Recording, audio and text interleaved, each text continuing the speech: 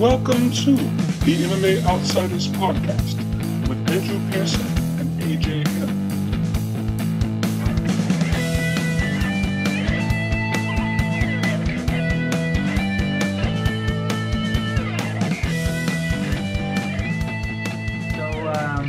UFC 217, man. Yeah, let's get after it. Yeah, so I guess kind of talk a little bit about the outlines of the matchup as you see it between Cody Garbrandt and TJ Dillashaw, and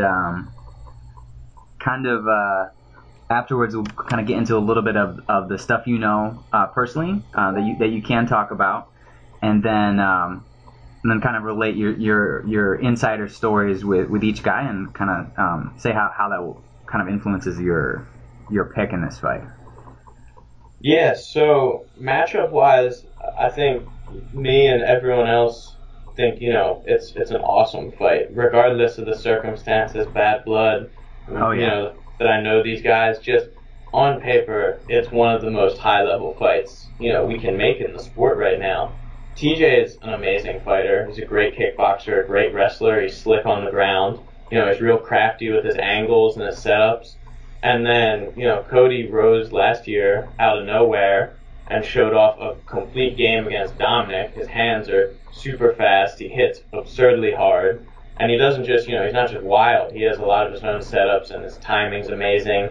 And then as he showed against Cruz got in on some deep takedowns attempts, and Cruz's whole thing is he uses his weird, wacky stand-up to distract you and then take you down. And he had no success in that area with Cody.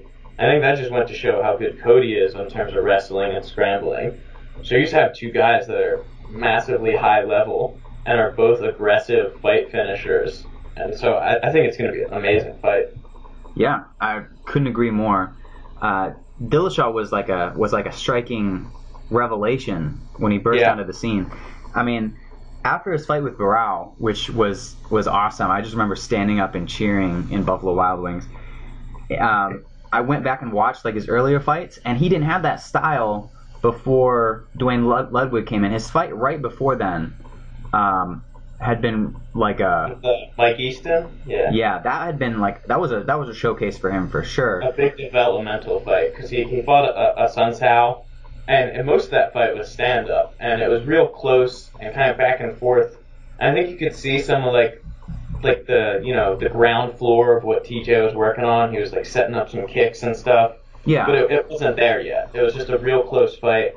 And then Easton, he went out there, and he didn't necessarily use that style, because he did a lot of wrestling in that fight. He blended his kickboxing and wrestling real well. So he wasn't necessarily the outside kickboxer in that matchup. But he did show just general improvement on how smooth he looked and how effective his setups were. Well, and then the Barao, of course, he jumped it to a whole nother level. Yeah, absolutely. And the big thing with the Easton fight was he blended his striking with his wrestling really well, but he also was just touching. He was mixing it up with the with that first Asuncao fight. You saw the kind of some of the same setups, like that high kick setup that he likes to throw. Yeah. But he was throwing, everything he threw was he threw hard and he threw mean. TJ Dillashaw is a mean fighter, but when he went out there with Barao, it looked like he was having fun. He was just touching him, and I gotta think that was the Duane Ludwig influence, no? Oh yeah, I mean, all controversy aside, I think if you try to deny that Ludwig's a great striking coach, I think you're out of your mind. I mean, he had very obvious effects with TJ, and guys still want to go train with him, whether, all the weird, questionable business, all that stuff. The guy knows how to teach you to be a great kickboxer, and, him and TJ, they're on the same level of crazy, they line up well, and it works together for them. And, TJ's skill skyrocketed because of it. Absolutely. Now, apparently Cody Garbrandt never trained under Duane Ludwig. Is that the case? So, as I understand it, again, I wasn't here at this time. I moved out to Alpha Male right after TJ beat Joe Soto. When I moved out a couple weeks after. Gotcha. And that was right during all the transition. I pretty much started the same week that Martin Kampman became the head coach. So I had trained with Ludwig on a couple of visits, but I wasn't really around at that time. But so, as I understand, they did train together. Cody was at the gym while Dwayne was there. I don't know if he was there full time yet as an alpha male fighter or if he was just visiting. But this was years ago. I remember that Dwayne and Cody did not get along because, Cody has his style, and I think, Cody didn't want to change some of the things that Dwayne was teaching. And Dwayne, to me, seems just from what it's his way. He wants it his way. And I'm sure that's part of the clash with him and Uriah, too. For sure. They're both really strong, kind of, I think, in terms of their vision for leadership. And I think it just ended up being very different.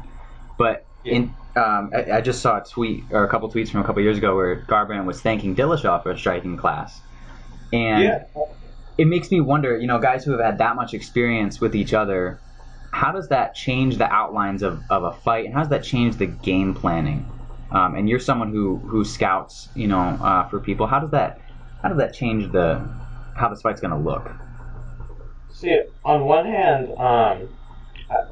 there's a couple ways to look at it, because I could go out and, you could see the guys just immediately going off what they know and fighting, because they both have a lot of experience with each other from sparring, from, showing each other tricks in the gym, all that little stuff. You share information with your teammates. You both want to get better. If you have a neat setup for something, you're going to show it, and, you're letting someone in on, what works for you in a fight, your secrets, your tricks, and that definitely is a disadvantage from the point of, well, now he knows. But can you still stop someone's, A-game setup that they're great at? Probably not. So from that perspective, I don't know how much it matters. I think there won't be that much of a feeling out process. I think they're both going to know what they're going to do.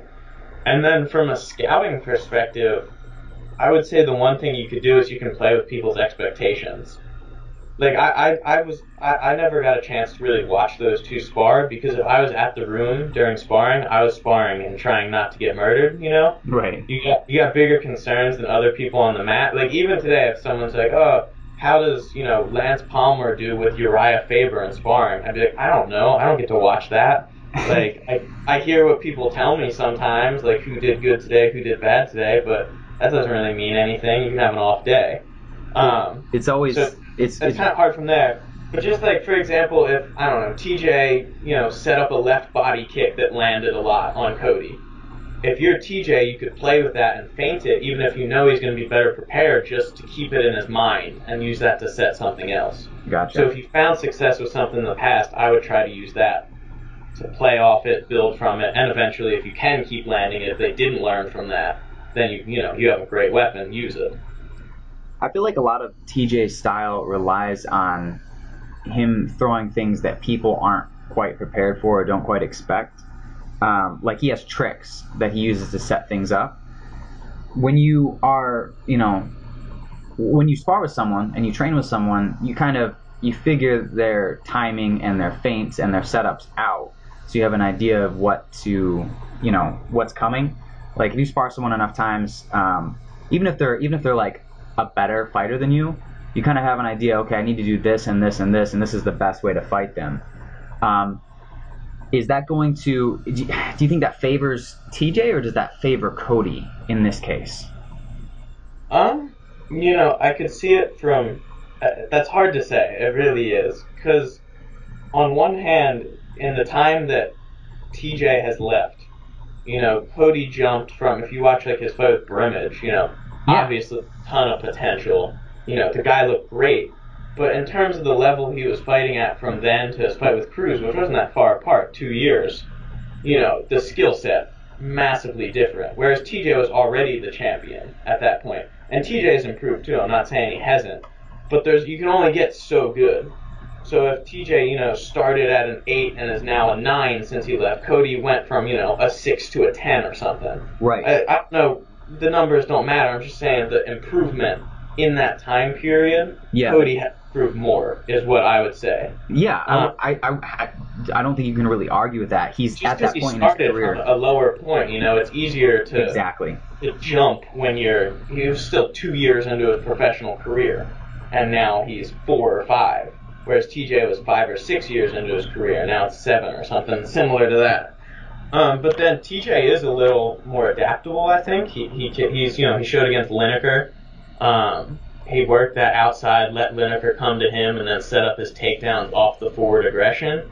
And that's not his go-to style. So he showed that he can game plan really well for a specific fighter. And Cody showed that too, but I think TJ has just done it more times. So it's hard to say who will, take advantage of all that experience. Absolutely. So, I mean, my question is his ability, does his ability to switch things up, like TJ has shown more facets of his game, or the ability to use more facets of his game, but is that going to matter when you have a guy like Garbrandt who's, you've told me before, he's nearly impossible to take down. So I've had no success, and I watch most everyone else have no success too. So I feel personally, I think it's going to end up a kickboxing match. TJ, great wrestler, great setups. But, at a certain high enough level, MMA becomes a kickboxing match. The takedown still matters in that, you have to be ready for the takedown, your stance change, you can't throw the same kind of strikes that a pure kickboxer would. But if you look at title fights, most of them are contested on the feet. It's not so much like GSP's era where he took everyone down. The only guy still doing that's like Demetrius Johnson, and that's just because Mighty Mouse is so special. But for the most part, almost every champion wins their fights on the feet, I think. And I think that trend, at least for right now, will hold on through this fight. I think it's going to be a kickboxing match.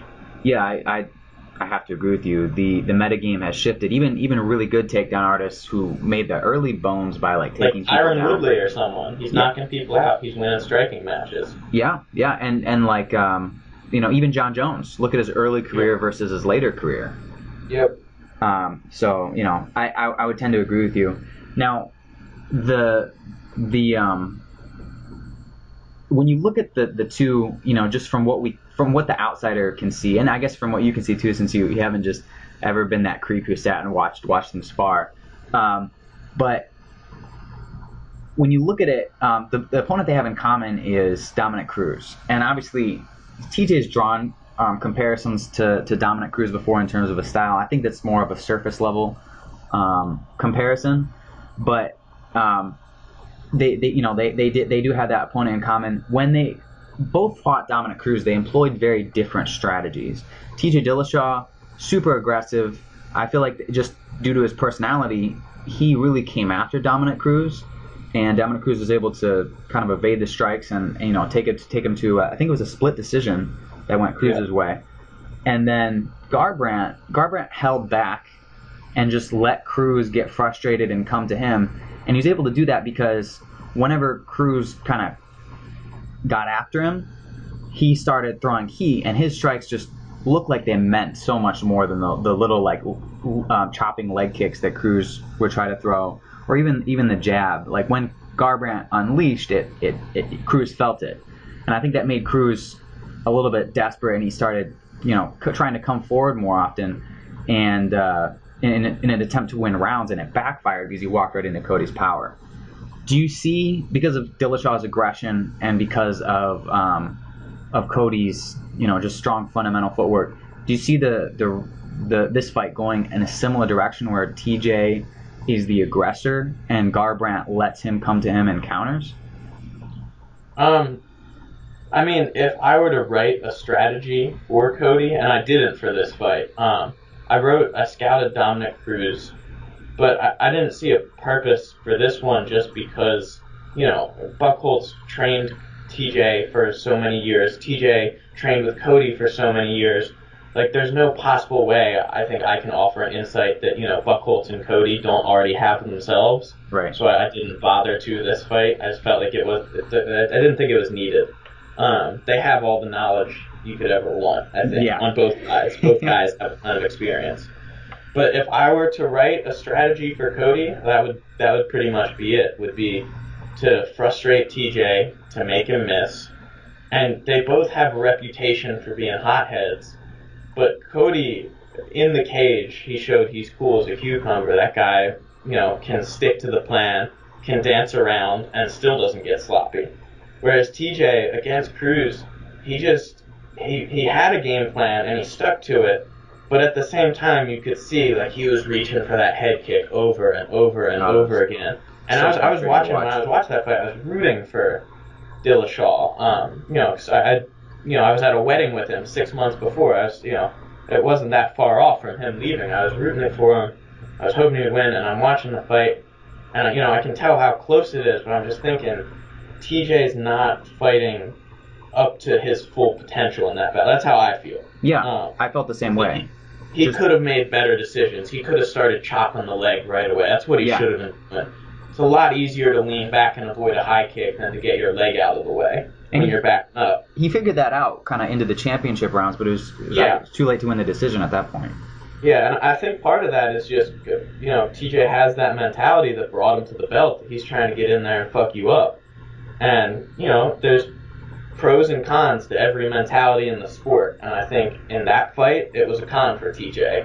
In a fight with Barao, won him the belt. So you can't get too mad at it. Right. Now, then the other thing with TJ and his aggression, I think he has pretty good defense in the pocket. He takes his head off the center line on a regular basis. But he does get hit. He gets hit in pretty much every fight he's in. And, I mean, with someone like Garbrandt's power, let's broach the subject. What happened with that apocryphal knockout in the gym footage that Cody has been talking about? They've been going back and forth about it for months now, and it never actually surfaced. So I'm amazed it never surfaced. I've never seen it, but I know I've talked to the people who have it, and I know it exists because I was there when they talked about how they wanted to distribute it. They were going to post it on their own site, and then that site would have gotten some traction and that kind of thing. It was an idea at the time, and it wasn't for show. It was just me in a back room talking about like that site. There was no point to make up something. So I know some kind of tape exists. I don't know if it's a one shot and TJ falls and it looks half dead, or if he dropped to one knee. I don't know how dramatic it is. Right. I don't know that much. I just know some kind of tape exists, and I'm sure it doesn't. I don't know. I don't think that kind of thing has all that much impact on a fight itself, because if you put guys together and they spar frequently, I mean, both TJ and Cody, neither of them are the type of guy that if one person lands a hard shot, they're not going to take a step back and tone it down. The other one's just going to increase the aggression.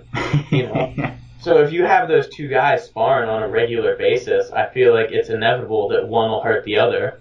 And I'm sure Cody hurt him at times. I'm sure TJ hurt him at times. They're both great strikers, and they both get in firefights. So, given enough sparring time, I think that whole thing is just part of the hype building. I don't think it's all that. You don't think to me? So wait, what you're telling me is that if Conor McGregor were to box Paulie Malignaggi, you don't think he would just knock him out based on that 15 seconds of footage that we got? No, I think that whole concept is just... You're blowing my mind. You're blowing my mind, yeah, Richardson. Exactly. It's like I've rolled with guys, it comes, for me, I think of it as jiu-jitsu, and that I've rolled with some of my buddies that train, that have a lot more experience than me and are way better than me, and I've submitted them. But I know that my ratio of submitting them is, 50-1. But right. If we put that clip on the internet, I'm going to tell everyone that I'm way better than them at jiu-jitsu. And most people will buy it. And it's just, just like selective memory will get you a long way. Yeah. And I don't know what the case is. I don't know how their sparring sessions went. I just say, no matter what's on the 15-second clip, it doesn't mean that much to the fight, to me at least. Yeah, absolutely. Now, the one thing... Was anyone doubting that Cody had the power to knock out his opponent? Yeah, good point. That's what you're trying to prove. Like, I'm not saying anything bad about TJ's chin, but I think Cody can knock out anyone at 135. He's got insane power. I don't see how that doesn't matter. We knew that. Cody hits hard. Yeah, he does, and TJ gets hit a lot. How do you rate the chances of a finish in this fight? Do you think it's more likely to go to a decision, or do you think it's more likely to be a stoppage? So the way I see it, I think it's going to be a knockout for either guy. Realistically, the way I see it, I think I talked about this last time, so I'll keep it short. But just Cody as champion, I think, is going to be a really hard guy to beat by decision. Because Dominick Cruz is the ultimate guy at winning decisions, you know? He's the smartest, the trickiest point scorer there is. That's what he does. Yeah. The dominator. And he found out that he wasn't going to outpoint Cody. It took him, 2 rounds, and he realized, shit, I'm not going to win this decision. I have to land something big and drastically change the fight. I just think when Cody hits so hard and is such a skilled and athletic guy, it's going to be really difficult to outpoint him consistently. He's going to hit you, and his punches are going to be worth more than yours. So just as a champion, I think that if you're going to beat Cody, you have to knock him out. You have to catch him with a high kick or a big shot, or you have to at least hurt him enough that the fight changes.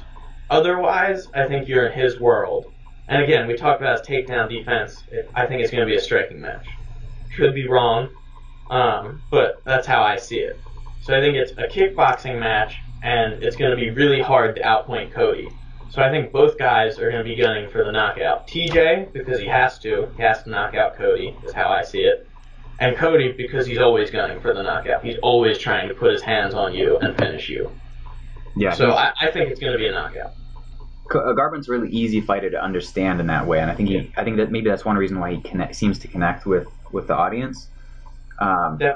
Just a very organic fighter. Like he's a fighter, and they've gone back and forth about the distinction between fighter and athlete too, which is an interesting one.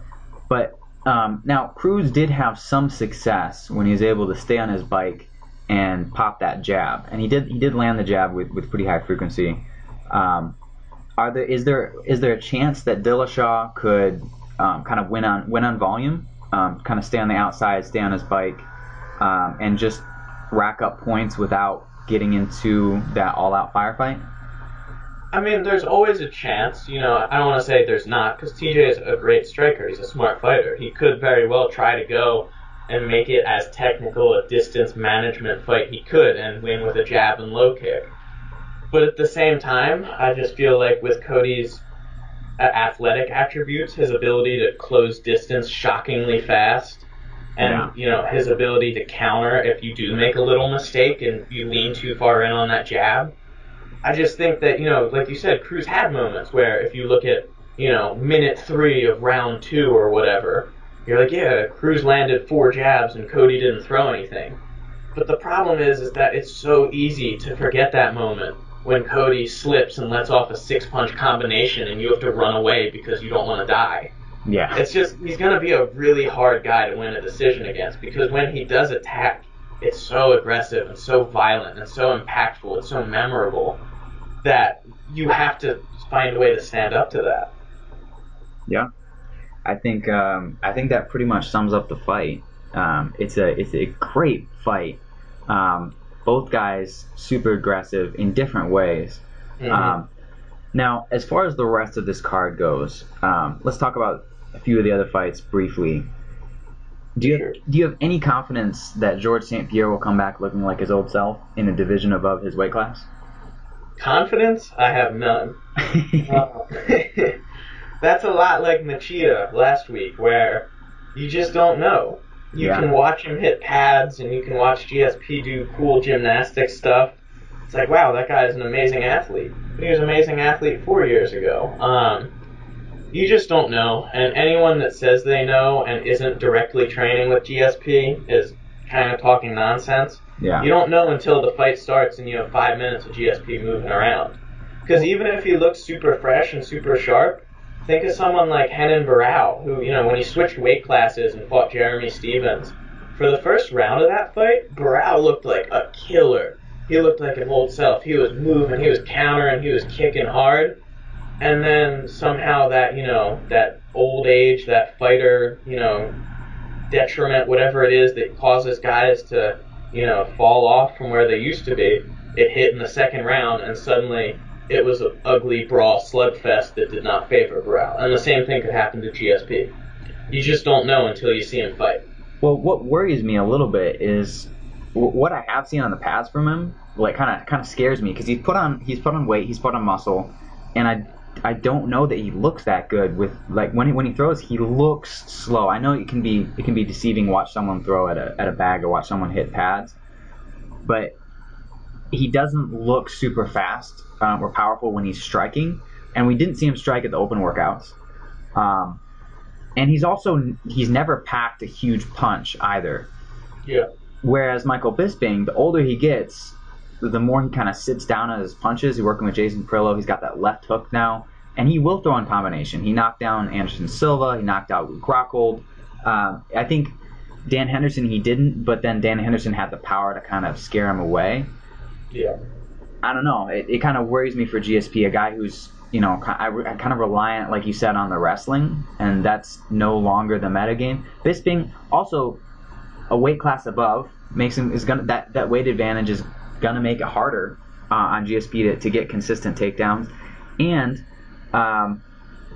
if someone's gonna sit down on their punches and connect, I mean, you got to think it's more likely to be Bisping. Never an easy guy to take down either. Never, no. So, I mean, ultimately, I ended up for, the MMA Mania pool and just for conversation's sake, I'm going to most likely pick St. Pierre. And the reasoning for that, to me, is against Henderson, before, I wrote about this a little bit in the article that I don't think comes out later today. But I was starting to believe that Bisping had really hit his stride against Anderson and Rockhold, and to some extent he did. It's undeniable that he never looked better. But I was starting to believe, like, all right, maybe Bisping's like one of the best in the world. Like, I can see it. Maybe I can buy into it a little bit. He's looking really sharp. And then he fought Henderson, and I lost all the faith that had built up from the last couple fights. I thought he just looked really average in that fight. And, people are talking a lot about St. Pierre's age, and Bisping's just as old. Technically older, but just without he has his own long layoff. He has his own, he got knocked out twice by Dan Henderson. He recovered and won. But, that's still knockout damage to your head, damage to your abilities. Bisping's not a fresh chicken himself, He's been in a ton of wars. He's took more damage than GSP, and I thought he looked pretty flat in that Henderson fight. And if he comes out flat against St. Pierre, I don't think St. Pierre needs to wrestle. If he has any similar ability to him past self, I think he could just hang back and counter jab for most of the night. Counter jab, kick, be faster, move around, make Bisping, eat a lot of shots, because no matter how high activity you are, if a jab is bloodying your nose and closing your eyes, you're going to drop that activity. It's going to go down by some degree. So I kind of expect GSP to get the better of a lot of striking exchanges, and I'm sure he'll shoot a couple takedowns that are well-timed and get Bisping to hit his butt. I don't think he'll have a lot of success controlling him there or, doing significant damage. But I kind of feel it's going to be like a jab, outside kick, occasional takedown kind of win for GSP. That's my read on it. At the same time, again, we don't know how GSP is going to look. He could get tired, and Bisping beats the shit out of tired fighters. Like, that's his, that's what he made his career on. That's his thing. And if that happens, he will do it to GSP. So we'll see. But that's where I lean. All right. Well, hey, I mean, I love GSP's jab, and then the Joanna and Jacare Rose Namajunas fight. I just wanted to touch on one thing. Rose Namajunas, her coach, came out I think yesterday and made a comment saying, Rose Namajunas is someone who has suffered abuse, especially earlier in life, and for someone who has that they've been controlled, they've been manipulated. So for her, the biggest psychological battle is staying in control. And that was like, first of all, that's a really real quote. I don't think you really get that real with fighters before a fight. And I just, it made me want to root for Rose Namajunas, but it also made me kind of scared for her because Joanna and Jacek is someone who's almost always looks in control, especially after the first round, especially the deeper you get into a fight, and she never slows down. No. How do you see that fight playing out? So to me, I think Rose has about 10 minutes, maybe a little less, to score some kind of trick takedown and grab the back and choke her or grab a guillotine on the way up. And if that doesn't happen, she's going to end up looking like most of Joanna's opponents. And that's not a knock on Rose or her skill set, because I think Rose has become a very good outside kickboxer. I think when she sticks to that game, she looks sharp. I think she's among the best strikers in her division from the outside. And I think for those 5 to 10 minutes, she'll compete with Joanna in that area.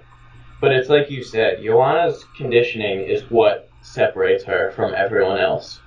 I think I read on Wikipedia she holds the record for most strikes landed in a fight, second most strikes landed, third, fourth, I think someone else had fifth, and then she had sixth. Yeah. So she has like 5 of the top 6 most strikes ever landed. And volume is just a super difficult thing to deal with if you don't have knockout power. And unfortunately, 115-pound women don't often have, one-shot hit killer knockout power. It's just not a common trait. And so it just makes Joanna a nightmare, and she's just ruining people in that division. And until Joanna falls off, I don't see why it's going to change. If someone's got to catch her, most likely in a submission, because that's the game. That's women's strawweight is more submission artists than knockout artists. So someone's got to catch her, or she's just going to keep doing what she's doing and pulverizing people as the fight goes deep. You gotta love Joanna Jacek. Dude, she's awesome. She's my favorite female fighter to watch. Her striking is just so clean and so constant. She was the fighter that convinced my misogynistic ass that women can hit really hard.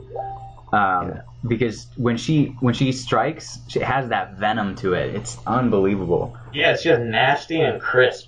It's never like a loaded up knockout punch, but she's trying to, bloody your nose and swell your eyes shut and just whack you with every shot.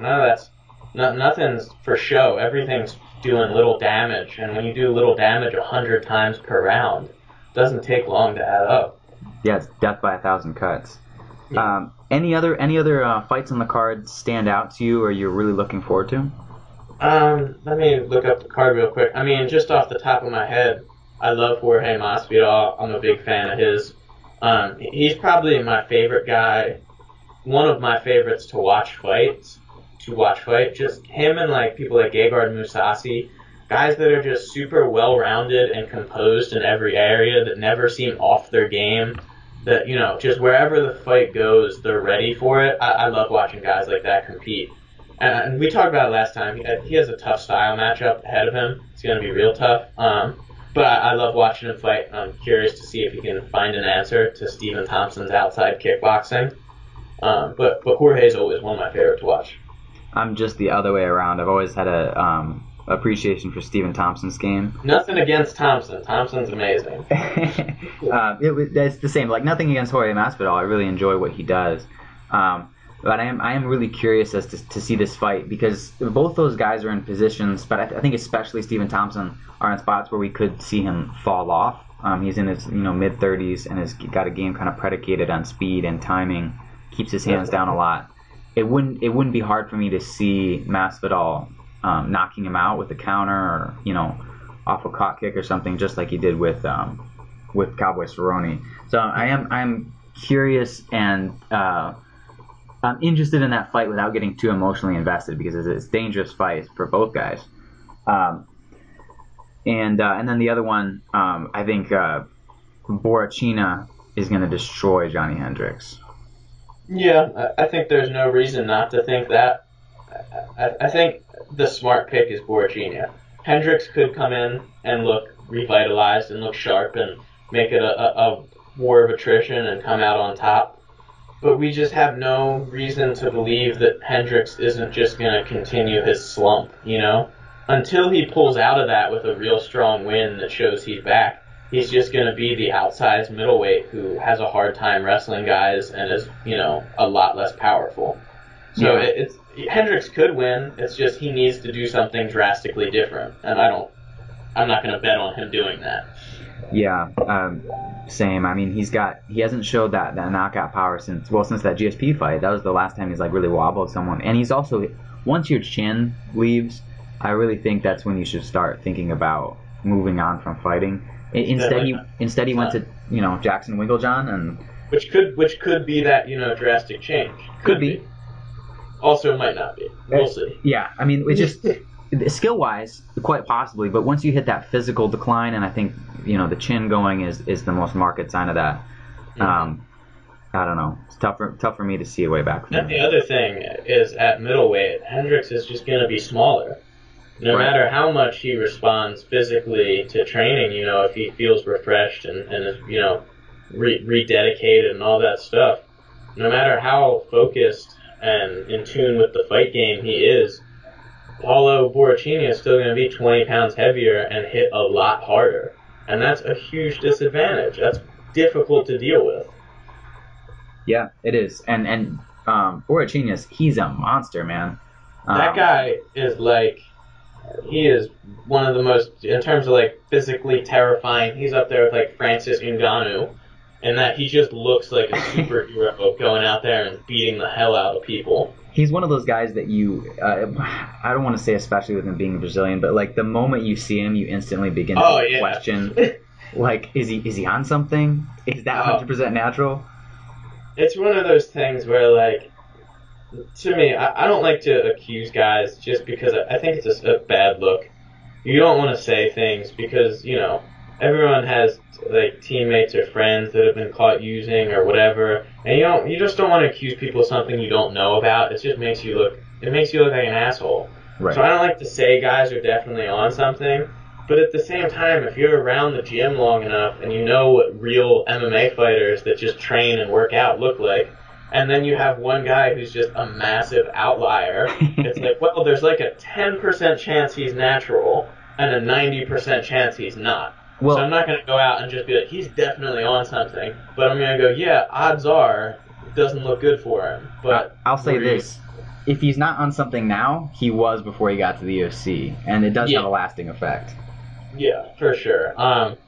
But either way, you've got to, keep that 1% possibility that he's just a freak who, farm strength or some nonsense that dude is just a monster. Whether he's on something or not, he is a scary matchup for Hendricks. No doubt. All right, I do like Joe Duffy too. From a technical standpoint, I think Joe Duffy is one of the best strikers in the sport from what I've seen. He moves like a boxer more than almost anyone else in terms of slipping in the pocket and landing smooth counter shots, and he sets up that high kick beautifully. He had that problem with Poirier just with physicality and wrestling and just getting sucked into an ugly, miserable fight. But still, from a technical standpoint, Duffy is amazing to watch. He's really sharp. I'm glad you brought Duffy up. He's one of my favorite fighters, and it's really interesting. You see, Duffy is he has professional boxing bouts under his. He's 7 or 8-0 or something like that, or 8-1. No, I think he is. I think he's undefeated in professional boxing, and the experience clearly comes through. But the interesting thing is, and I think this is a stylistic thing, he doesn't have the. And you see this with Cody Garbrandt too. Conor McGregor, when he goes in there, excels at dictating the range and getting you into spots where he can hit you a lot. With Duffy's got really good fundamental footwork, but if he has an advantage, it's less likely to result in a knockout because he's not as specialized in putting. He doesn't push that advantage as much. Exactly. He'll hang back. He'll pop the jab out. But it cost him against Poirier because when he got taken down, and you finally get a chance to get back to your feet, you don't get it. You're not immediately making the guy pay because that I don't know. Maybe it's a personality thing or whatever. But it's interesting because. You see a guy who clearly has very high level striking skill, and this is not a knock on him, but it's just if Vic manages to take him down or get a takedown in all 3 rounds, it could be difficult. And I like Duffy. I'm rooting for Duffy, but I could see a path to victory for Vic where he just gets enough ground control time to kind of cancel out what Duffy does in the feet. Yeah, I think it's like you said, it's not necessarily a downside for Duffy, because there are matchups where being that like aggressive, chase the chin, hit the finish, get him out of there, that style can bite you. It can end up hurting you, where you would have been better off being a little more reserved and not pushing your advantage so hard. Well, just McGregor, for example, he came in against Diaz in that first fight and said, "I'll knock you out in a round," and it didn't happen. If you had Duffy, let's just ignoring the fact that maybe McGregor's just better than Duffy despite the loss, ignoring where they are in their careers and all that stuff. If you have Duffy on a short notice guy that he's outclassing, he's not going to chase the finish so hard that he slows down and then gets beat up himself. He's just going to get to a position where he's landing, doing damage, and winning. And if that's where it stays, he's okay with that and he'll keep it there. Yeah, so that's true. It can be an advantage or a disadvantage. It's just against Poirier managed to wrestle and get him tired and get him a little sloppy, and then at that point Duffy couldn't hang back and he wasn't as comfortable trying to just force a knockout like McGregor can do. McGregor can just decide that we're both tired, but I can still throw my left hand and put it on your jaw. I don't know if Duffy has that same ability. Yeah, it's a good question, but it definitely it's more of a stylistic choice, or probably my guess would be a personality thing. It's Duffy has found a style of fighting that he's comfortable in, and part of that is personality for sure. It's just he's found, one day he found success with something and stuck to it and built it, and that's resulted in his approach. And that's hard to change, because that's years of gym time that. Sparring that he's, in the gym, he's found his advantage and kept it there. He didn't push it and really try to, dominate. He was happy to win the round and outwork guys. Yeah, absolutely. So, I mean, some really good fights. UFC 217 is probably the best fight card we've seen in a while. I'm looking forward to it. Me too. It's going to be fun. Even from, like, a masochistic view, OSP versus Corey Anderson fascinates me. Like, that has a good chance to be a really ugly, weird fight. And it's just gonna be weird. I don't know. Yeah, that's. I'm glad you brought that one up too, because the reason that I like OSP in that fight is because he had a bad run for a minute, and in his last fight, obviously didn't last very long. He fought Yushin Okami on short notice, took him down, got his signature. What would we call that? The Saint. The Saint Preux, or the Saint Flu. Yeah, whichever. the Von Saint Flu. So I mean, he got his signature Von Flu choke, and it was awesome. But afterwards, he said something that interests me personally, because he said that this whole fight camp he's been like flowing, which is always interesting to hear someone say, because you hit that zone and everything clicks. So if he's in that same spot, and it brings you a lot of confidence too. But if he's in that same spot where he's growing his skill set and like challenging himself, because flow comes right at the boundary of challenge and skill, then I think he wins. And I'm interested to see if he's still in that spot. A little bit longer fight to see what a flowing OSP looks like. See, OSP is a hard one to get a read on, and he's so athletic and so gifted, but that it comes with inconsistency for him. Sometimes he just goes out there and kind of does nothing, just kind of hangs around and lets guys get off, and then occasionally answers. So he's a weird one. It's just hard for me too. It's a strange fight because OSP, he has 2 wins, and that's great. 2 Von Flu chokes, and I'm old. I have to call it the Von Flu choke just because I think the guy who did it originally, Jason Von Flu, that most people so forgettable just because he's not like an amazing fighter. He's not a super athlete like OSP. He was just this awkward guy who was a replacement on Tough who hit a really weird choke. And I kind of think it's hilarious that he's, now in the world of MMA history, there will always be Jason Von Flu. He found a way to get his name up on the wall, and I think it's funny. So I stick to that. But he beat 2 guys that should not be in the cage with the number 7 light heavyweight in the world. Yushin Okami, great fighter 5 years ago at middleweight. So that doesn't mean that much to me. And then Rogerio de Lima, A, he missed weight horribly, and B, he's never been that technical anyway. So it kind of spelled Von Fluchoke to me. I don't know. So it's just his 2 wins. He did what he should do. He won against guys that shouldn't have been in the cage, and he finished them. That's all you can do. But it also doesn't tell me that he's necessarily fixed the things from his slump. And the other thing I think is interesting with, trying to have that approach to fighting of flowing and, finding your openings without forcing anything, is that it's great until you face a guy like Anderson.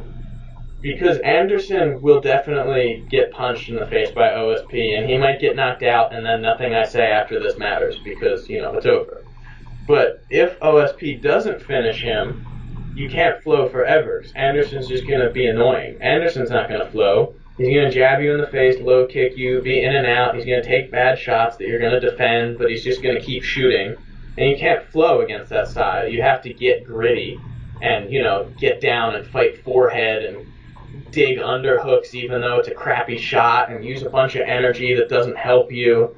And it makes for ugly fights that you can't flow in. You have to accept the fact that it's going to be miserable and that you're not going to look great, and that hopefully, if you stay sharp, all the advantages he has athletically, power, all that stuff will be the decider.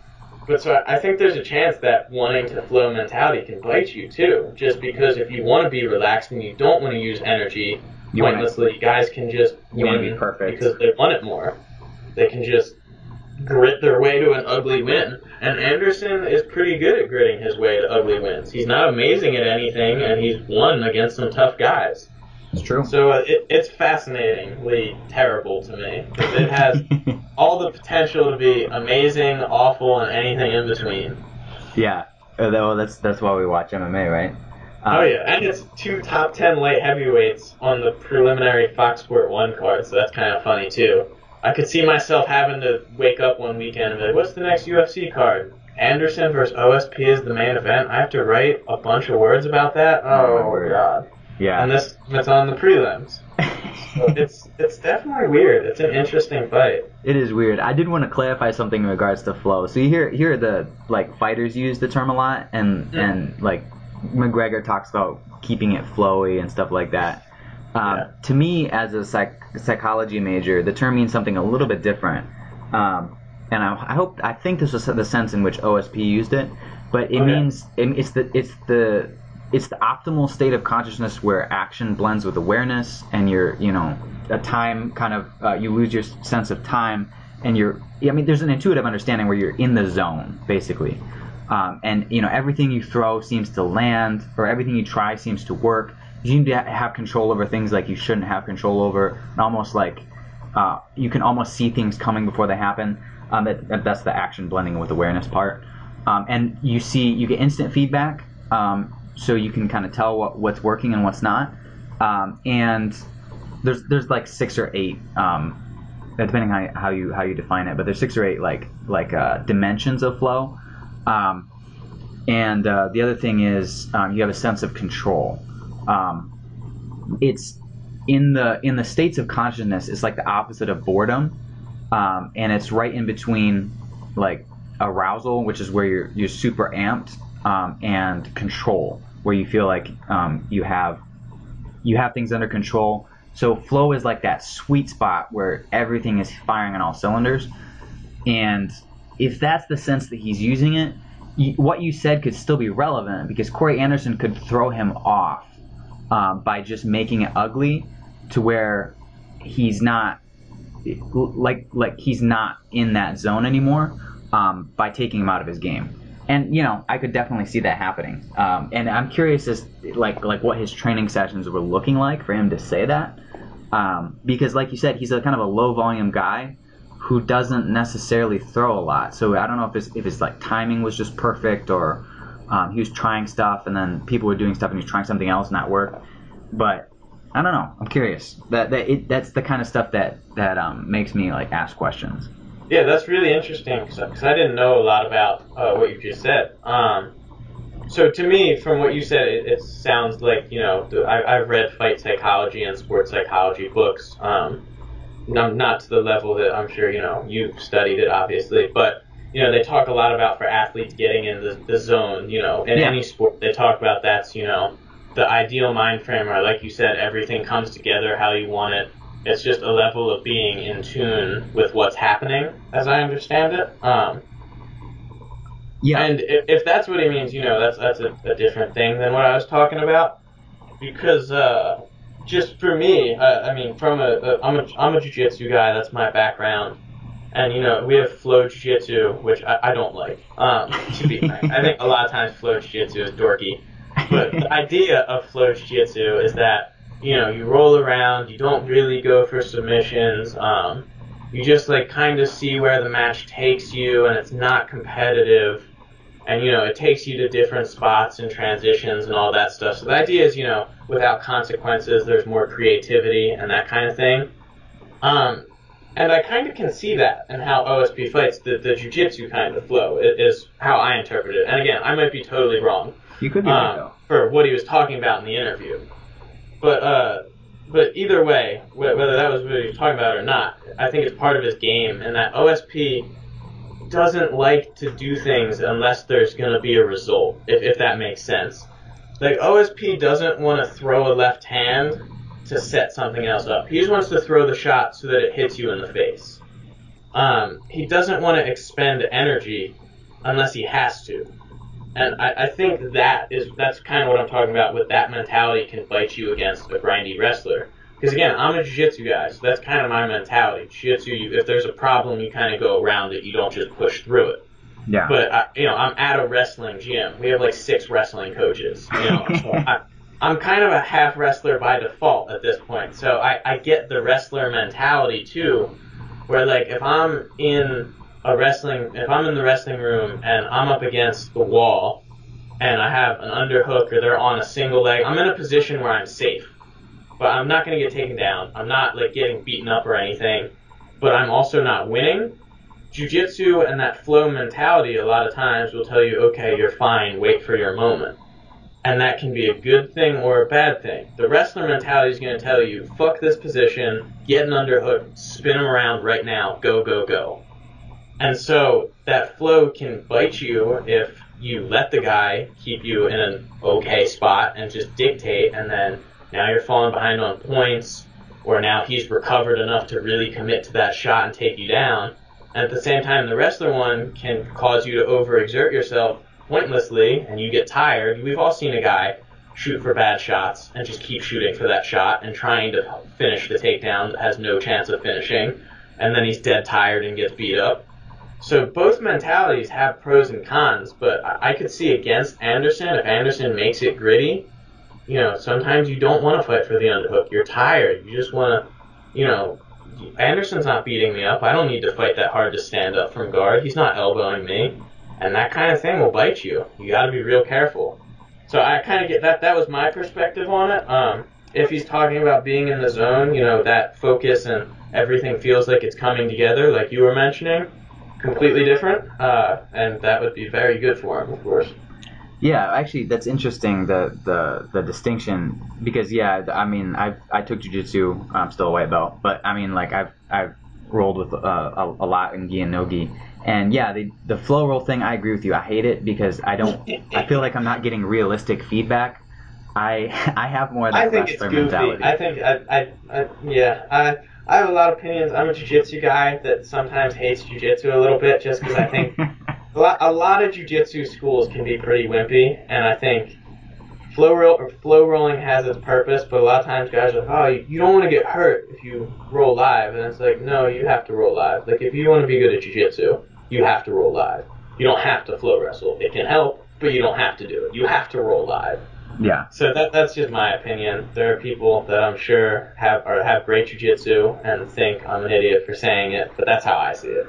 It's my experience with jiu-jitsu. Bringing it back to a full circle kind of to TJ Dillashaw and Cody Garbrandt, I think when Dillashaw started making rapid improvements, and part of the reason I think he made some rapid improvements was, Dwayne Ludwig telling him to just touch this opponent, because an important aspect of flow is getting instant feedback, and that I think helps him, that higher volume of strikes, just the tapping, he gets feedback and he gets reactions, and that's when he starts getting into the zone. The interesting thing with Garbrandt is he doesn't seem to need that. He doesn't need that like haptic feedback, that contact, to hit that place. He just has like incredible preternatural timing, and I think the fact that he's been actually fighting for so long. I mean, like if you read a profile on him, he was fighting his fighting his 260-pound brother, who also was a college wrestler, when he was back in Ohio on parking lots. So I don't know. I think just that. And the boxing. Before his MMA career, Cody had 30-some amateur boxing fights. Yeah. I think that helps him get in that zone, that flow quicker. He finds his range, finds his comfort, because he's had punches flying at him 40 times already. Exactly. He doesn't need the same cues. His cues are more subtle. And I'm not saying Dillashaw doesn't also use those cues, but I think when he started making improvements was when he started doing things that could get him feedback. And again, contrast that with OSP's usual style, which, like you said, he doesn't do anything for feedback. He does it to get like results or throw something fight ending.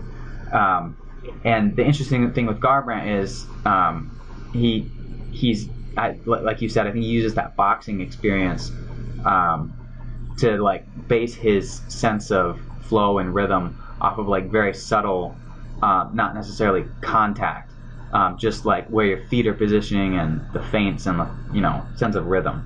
But so it's another one of those things that'll make that fight really interesting. Definitely. All right, well, I think that about wraps it up in terms of this fight. I think we talked about most of the interesting ones from top to bottom. And I guess just tell the people where they can find you. Yeah, I'm on Instagram and Twitter at Andy L. Richardson. And again, whenever it's fight week, I have an article that runs, at least one, on MMA Mania pretty much every day when it's fight week. So you can always drop in on Mania and comment, and I do my best to check the comments and see if anyone has a specific question for me or that kind of thing. But yeah, that's where I'm at. Yeah, and you can find me at the same spot, MMAmania.com. I write the Midnight Mania series. Which is sick. Yeah, so a lot of stuff people like. I post all the social media drama and gossip during the day, as well as cool knockouts that I come across, or sweet throws or submissions, or just people talking. Highlight reel of what happened that day in MMA. Exactly, and it's a crazy world because you wouldn't think it, but every single day people are going back and forth at each other, or tweeting out highlights or cool content or like sweet posters. So all that stuff's on Midnight Mania. Last night's article, I made a reference to the Silmarillion, so I'm living my best life now. But yeah, and you can find me on Twitter as well at Vorpality. That's VORPALITY, as well as Facebook, where I have a writer's page. So thank you all for tuning in. This has been a special episode of the MMA Outsiders. I never actually introduced that. But yeah, special edition of the MMA Outsiders may become a semi-regular thing, because I really enjoyed having this conversation and previewing the fights. So we'll see. And make sure you tune in to MMA Mania's YouTube page and check us out on SoundCloud.